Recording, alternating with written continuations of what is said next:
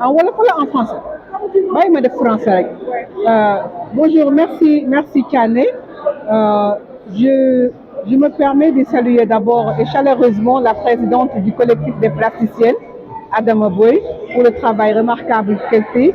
Saluer le comité exécutif et aussi l'ensemble des artistes qui exposent aujourd'hui. Alors, être dans ce cadre pendant ce mois de mars, être dans ce cadre pendant ce mois de mars, ce n'est pas seulement présenter des œuvres, c'est aussi participer à une conversation sur l'art, c'est aussi voir la création des femmes et c'est en même temps voir comment les femmes, la manière dont elles racontent leurs histoires. Et à travers cette toile, ce triptyque d'Aimé Jigéen, mémoire invisible, nous voulons montrer comment la société, à partir d'un conditionnement, rend invisibles les femmes. Nous dénonçons ce fait.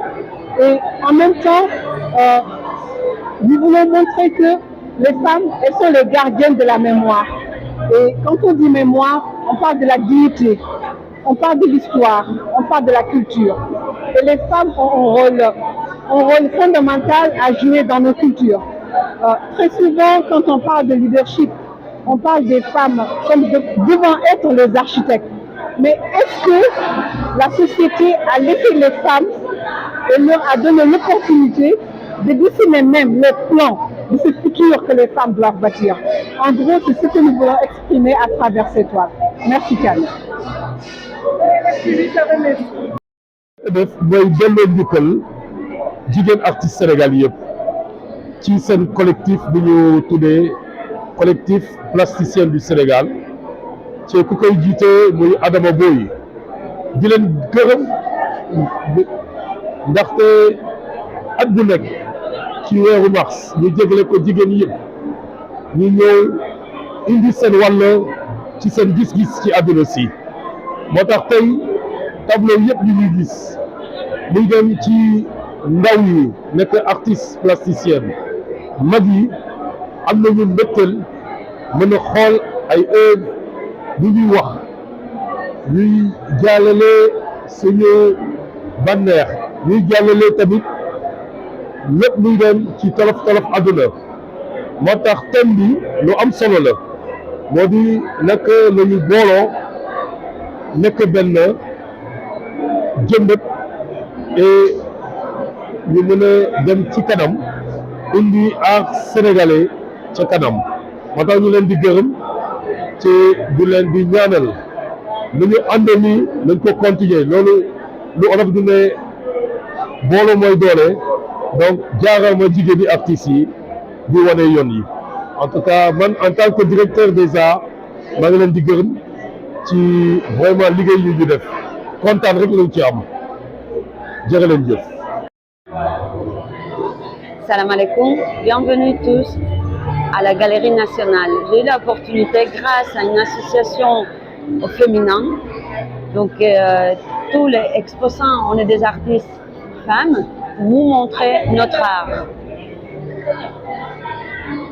C'est une belle rencontre et je veux vous transmettre que tous ensemble, on peut arriver plus loin dans l'art. Et l'opportunité d'être là, pour moi, ça me touche vraiment le cœur. Et merci pour cette initiative. Et tous ensemble, on va arriver très loin. Machallah.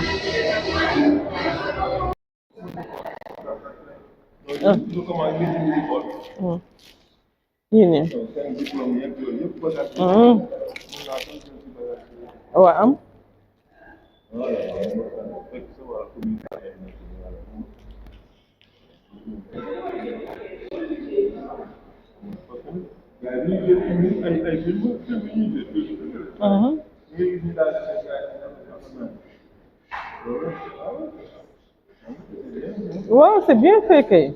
C'est bien fait.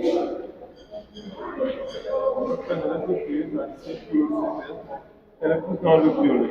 Donc, elle aurait pu utiliser à la place Le violet. non, le violet, parce que c'est un ah parce que même affiche bi sax boo xoolee bii nii violet la bi couleur dominante bi violet la. ñu ngi lay nuyu. maa ngi leen di fay. waaw di wax ñu ngi lay nuyu di la sant ci weeru jigéen ñi. merci. di la laaj sa impression ci li nga xamante ne moom la jigéenu CPS taxaw sa nga nekk ci organisation bi impliqué wu ci bu baax. merci beaucoup maa ngi lay remercier bu baax Tata Thiané tey comme ni ngeen ko gisee ñoo ngi fii di waajal expo bi nga xamante ne ñu ngi ko tuddee l'éveil des synergies nga xam ne collectif plasticien du Sénégal ñoom ñoo ko organisé ànd ci ak Galerie nationale d'art donc may profité ci occasion bi di leen féliciter ci liggéey bu am solo bi ngeen def. Surtout aussi ci choix thématique bi nga xam ne thématique bi moom ko dégg xam ne fu mu toll nii collectif des plasticiennes du Sénégal ci gaalu booloo la ñuy joow donc ñoo ngi leen di xaar ci kanam tuuti à 18h pour vernissage bi incha allah. waaw loo gisee nag sa implication surtout implication Galerie nationale. parce que su ma bàyyee xel collectif bi daaw ñu ko defee fii ci galerie bi. c'est pour une première ñu ñëw commencé fi noo ko dundee yow. waaw collectif bi mooy deuxième fois ñuy def fii nii seen ñu célébrer la femme à travers une exposition fii nii à la Galerie nationale mais dama ci am contentement parce que nag boo xoolee Galerie nationale buñ ko waxee ñëpp la fi nekkal non seulement région yëpp la fi nekkal mais képp ku nga xamante ne muy artiste rawatina artiste bu jigéen. Galerie nationale day sawar ci exposé la fii dama koy faral di wax à chaque fois dama koy ne bi ma fi nekkee ba léegi 2021 ba léegi deux jigéen laa fi exposé donc tey bu ma gisee benn collectif bu nga xamante ne dafa ëmb ay artistes jigéen ñu ñëw takk seen sër ne dañuy exposé Galerie nationale dama koy rafetlu du baax ba pare di leen waxaat encore que ne Galerie nationale mi ngi fi pour ñoom yéen a ko moom heure boo leen soxlawee galerie ñoo ngi seen gannaaw. incha allah.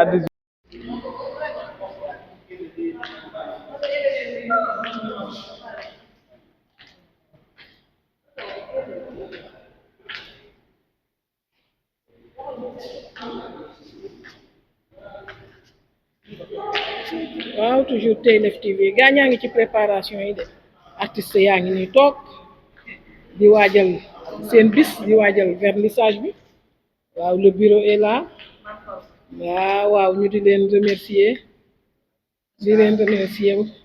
waaw di rafetlu seen liggéey.